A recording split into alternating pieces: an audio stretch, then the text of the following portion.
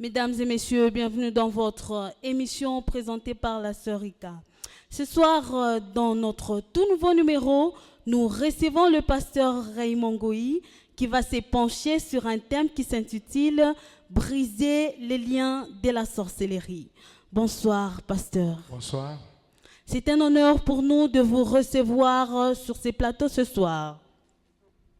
Alors, pasteur, briser les liens de la sorcellerie. Quelles sont nos attentes concernant ce thème?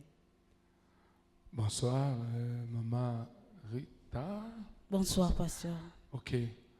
Nous avons tenu à parler sur briser les liens de la sorcellerie dans ce monde parce que nous avons compris que les activités sorcelleriques dans la vie des enfants de Dieu fonctionnent d'une manière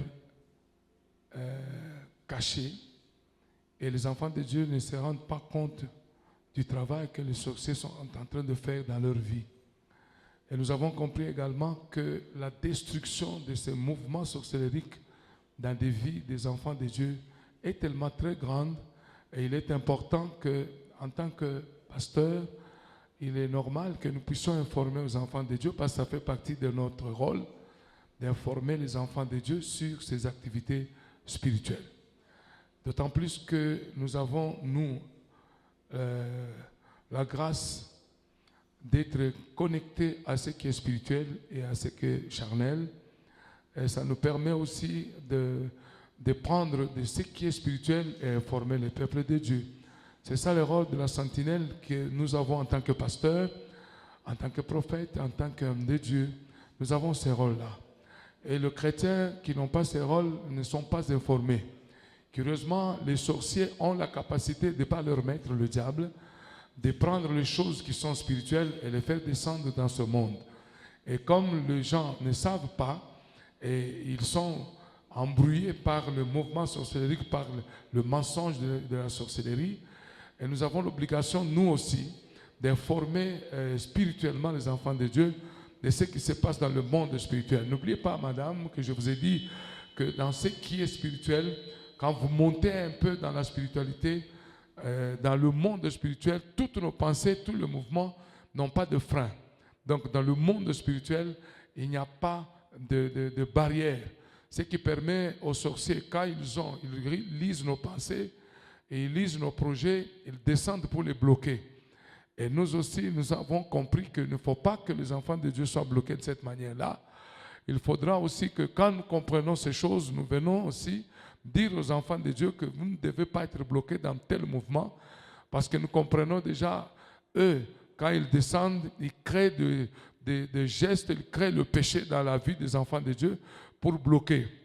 Et vous savez aussi que quand Dieu avait fait la réunion avec ses enfants de Dieu, nous sommes dans Job chapitre 1er, Dieu réunissait ses enfants, le diable aussi était présent.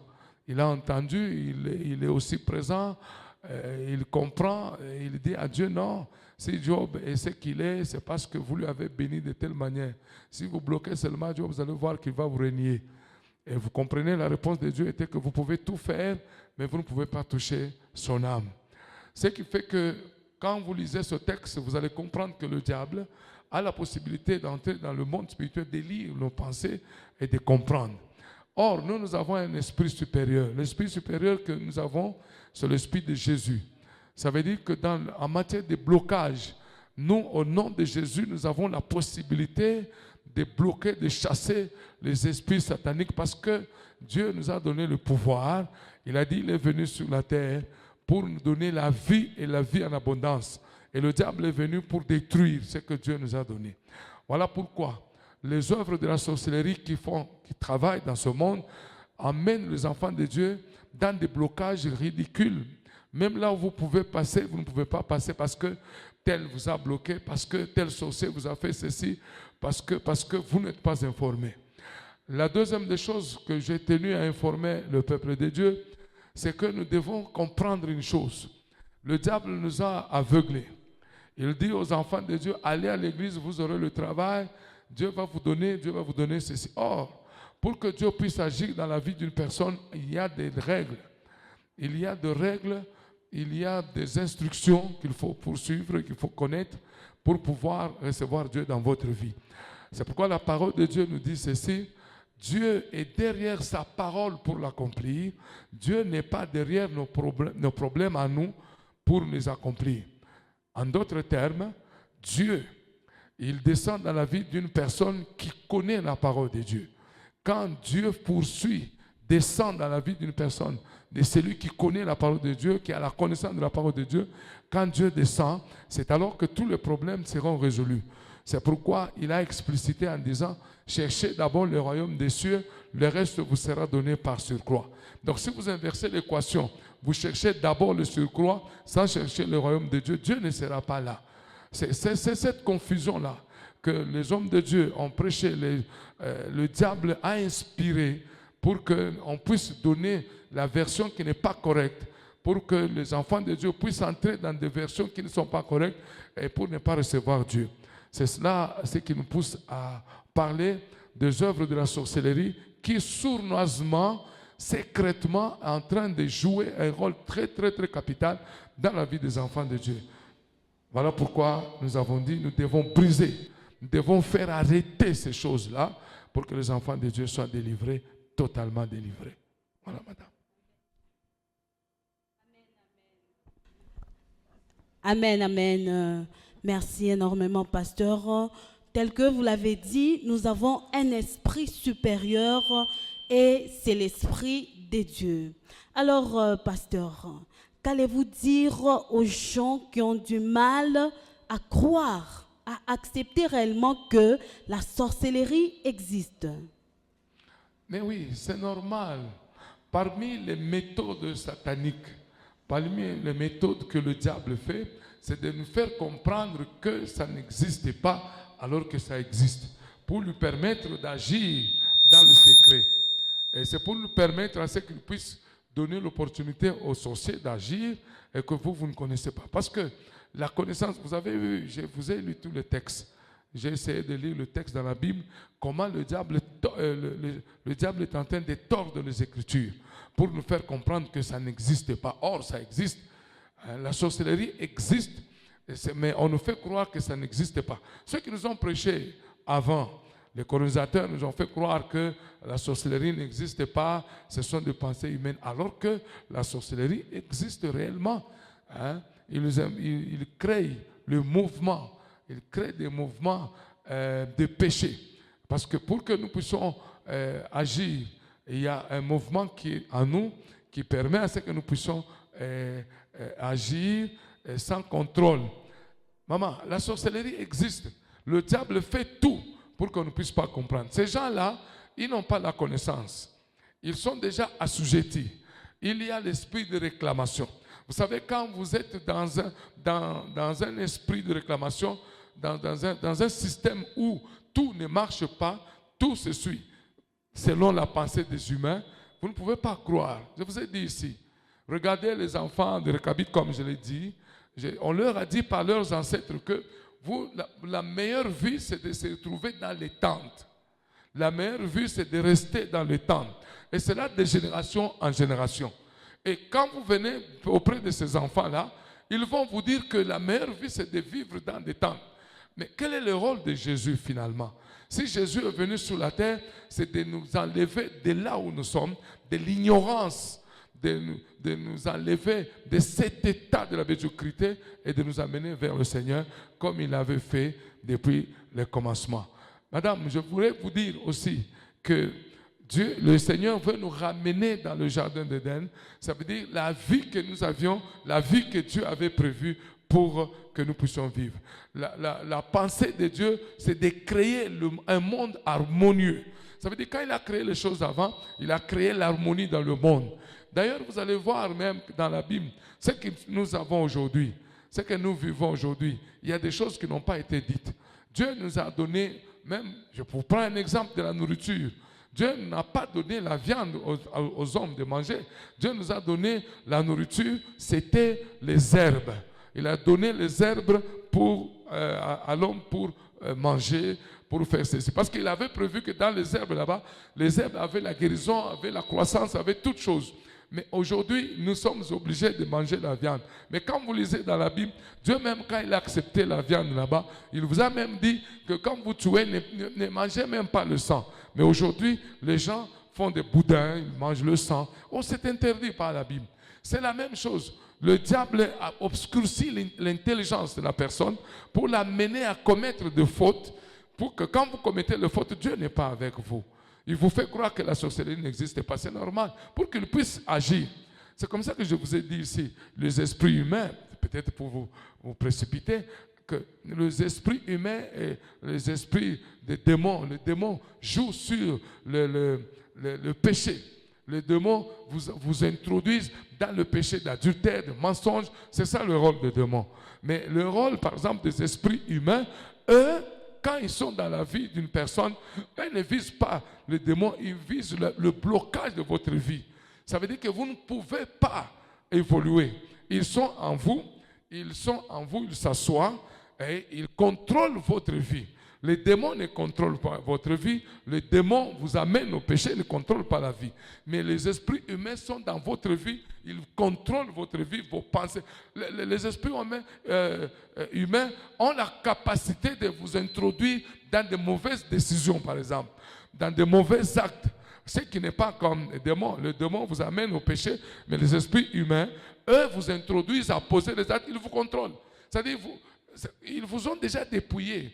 Vos pensées sont... ils contrôlent vos pensées. Vous ne pensez pas comme tout le monde. Hein? C'est ça la différence. Donc le diable travaille de cette manière dans ce monde. N'oubliez pas, la Bible dit, le diable est descendu avec une grande colère sur la terre. Parce qu'il a échoué au ciel, il est descendu avec une grande colère. La colère du diable, c'est de vous détruire. Détruire ce que Dieu a créé. Détruire l'harmonie du monde. Il ne vous vise pas seulement vous, mais il vise Dieu, le Créateur. Il ne crée pas l'harmonie. Dieu a créé l'harmonie, mais ils sont là, ils sont en train de créer des confusions pour qu'il n'y ait pas l'harmonie dans ce monde. La sorcellerie existe et les sorciers agissent dans le noir. Et dites-nous, pasteur, comment faire la différence entre les actions des esprits humains et celles des démons? Oui, les actions des démons, c'est comme je vous ai dit tout à l'heure, ils vous inspirent. Vous savez, dans l'armée, je ne connais pas bien l'armée, il y a des généraux, des ceci, il y a un chef d'état-major, des généraux, il y a des caporaux, tout ça. Il y a ceux qui donnent des ordres, il y a ceux qui exécutent les ordres. Les démons exécutent les ordres. Les esprits humains donnent des ordres. C'est ça, ça vous puissiez comprendre comme ça charnellement. Hein. Ça veut dire que les esprits humains sont dans la vie d'une personne. Ils prennent possession de la personne. Ils contrôlent la vie de la personne. Ça veut dire qu'ils gèrent la personne. La personne n'est pas libre maintenant. Tu peux entendre des choses de l'extérieur, mais il faut que les esprits humains vous dictent. Ça veut dire que ça peut entrer dans votre pensée, mais les esprits humains filtrent. Pour que ça puisse s'exécuter, il faut que les esprits humains donnent l'ordre. Et alors, comme ils savent qu'il faut vous détruire, ils vont maintenant donner l'ordre aux démons. Ce sont des petits esprits, les démons par exemple, sont des petits esprits qui exécutent. Amène-moi cet homme au péché. Amène-moi cet homme à l'adultère. Amène-moi cet homme à ceci. Et les démons agissent. C'est pour cela que quand vous priez, vous voyez l'adultère. Vous dites au nom de Jésus que l'adultère puisse partir. Mais vous ne voyez pas la provenance de l'adultère, les contextes de l'adultère, l'environnement de l'adultère. Quand vous recevez une pierre, vous voyez, quelqu'un peut vous jeter une pierre. Vous recevez une pierre sur le front. Vous allez prendre la pierre, vous allez commencer à détruire la pierre. Alors que la pierre a connu un mouvement. Il y a quelqu'un qui a jeté la pierre. Bon, si vous détruisez la pierre, mais demain vous aurez la même pierre. Parce que la personne qui doit jeter la pierre est toujours là. Mais vous allez commencer à détruire toutes les pierres que vous allez recevoir. Mais la personne qui jette les pierres continuera toujours à jeter des pierres. C'est ça. Ça veut dire que les esprits humains sont là. Ils contrôlent votre vie. C'est eux qui contrôlent. Alors, vous devez le chasser. Comment il faut le chasser? C'est un esprit inférieur. Quand nous sommes en train d'informer le peuple de Dieu, un esprit inférieur, ça monte. Vous savez, les satanistes, ils font des sacrifices pour monter. Hein. Vous savez, la monnaie courante dans le monde des esprits, c'est le sang. Comme la monnaie courante aujourd'hui au Congo, c'est le franc congolais. Mais dans le monde des esprits, c'est le sang. Ça veut dire que les démons, les esprits humains font des sacrifices du sang. Il peut sacrifier son fils aîné, il peut sacrifier sa mère pour avoir le pouvoir, monter dans le monde spirituel et prendre possession de votre vie. Il dit, bon, je m'assois comme ça, je prends de mon esprit, allez, je distribue les esprits dans la famille. Si vous êtes, regardez, Dieu avec Moïse là-bas, ils ont donné à 70. Imaginez un peu, 70 personnes devaient recevoir l'esprit de Moïse, qui devrait agir. Le diable aussi peut prendre 70. Il prend 70 personnes et il distribue les esprits là-bas. Les sorciers prennent 70 esprits. Alors, chaque esprit aussi peut prendre 70. L'autre 70. Ça fait 70. C'est pourquoi le monde est déjà pourri par les esprits humains, par les esprits de la sorcellerie. Parce que ces esprits-là agissent dans la vie. Ils trompent, ils créent le péché, ils créent ce qu'il y a comme mal dans la vie des enfants de Dieu. Et vous comprendrez, ma soeur, que si vous êtes dans une famille où les esprits humains gèrent, il peut s'asseoir lui, mais il a déjà mis l'esprit là-bas, il a mis dans les fleurs un esprit, il a mis dans le chat. Toute cette maison-là est sous contrôle des esprits humains, sous contrôle de la sorcellerie.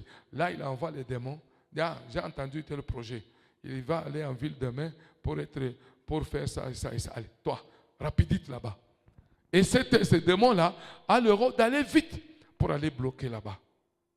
Vous arrivez demain, là où on vous a promis, il n'y a pas de solution. C'est ça le rôle. Mais vous allez vous étonner, comment ils ont su? Non, ils ont su parce que vous n'avez pas fait attention. Dans votre maison, vous ne contrôlez pas. Vous ne priez pas convenablement. On vous a déjà assujetti. Vous n'avez pas le temps de prier. La prière devient, vous n'avez pas le temps d'évoquer Dieu. On vous a déjà obscurci, on a déjà bloqué votre prière. Madame, je ne veux pas vous prêcher, mais je voudrais seulement vous dire dans Daniel chapitre 9, vous allez voir que Daniel a commencé à prier. La Bible dit, 21 jours après, Daniel priait toujours, mais il y avait l'esprit des Perses qui ont bloqué la prière de Daniel. Ça veut dire quoi?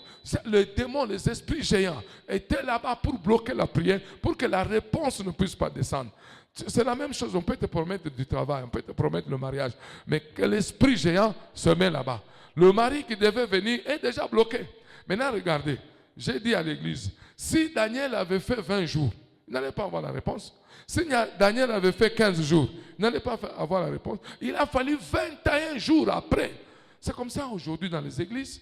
Les gens, on vous demande, il y a la prière de 7 jours, vous faites 3. Il y a la prière de 20 jours, vous faites 5. Mais dans cette prière de 20 jours, il faut faire 20 jours pour avoir la réponse. Vous choisissez des jours, vous faites tout ce que vous voulez. C'est ça le rôle des esprits humains. Il vous empêche de ne pas respecter le principe. Il vous empêche. On vous a dit 20 jours, les esprits des démons disent, s'ils font 20 jours dans cette famille ici, ces enfants ici, non, ils doivent faire 5. Vous avez la volonté, vous faites 5. Au lieu de faire 20, vous avez fait 5. Et vous dites, non, j'ai prié, je ne vois pas. Mais tu n'as pas prié selon les normes. Daniel avait fait 21 jours exactement. Tous les problèmes que nous avons, c'est ça le rôle des démons. D'empêcher les gens de ne pas venir à la prière, de désobéir à la parole de Dieu. C'est ça le problème que nous avons aujourd'hui. Et nous ne savons pas comment il faut expliquer aux enfants de Dieu, mais c'est un combat, madame. C'est un combat parce qu'il faudra que nous puissions entrer sur ce terrain des combats pour expliquer, même pour vous expliquer ces choses. C'est un combat. Le diable ne voudra pas que nous puissions vous expliquer ces choses. Ça doit nous faire des combats. Et vous et nous sommes tous dans un combat. Et nous prenons le risque de venir vous le dire parce que le diable, son rôle, c'est de nous empêcher de venir vous expliquer ces choses. Voilà, madame. Waouh, c'est vraiment profond. Alors, c'est-à-dire que les esprits humains ordonnent et les démons exécutent. Voilà.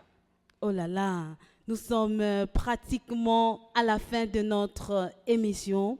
Pour tout contact, vous nous localisez au 097 144 29 29. Ou encore, vous nous suivez sur YouTube, Armée des bâtisseurs de Christ. À la prochaine. Que Dieu vous bénisse. Amen.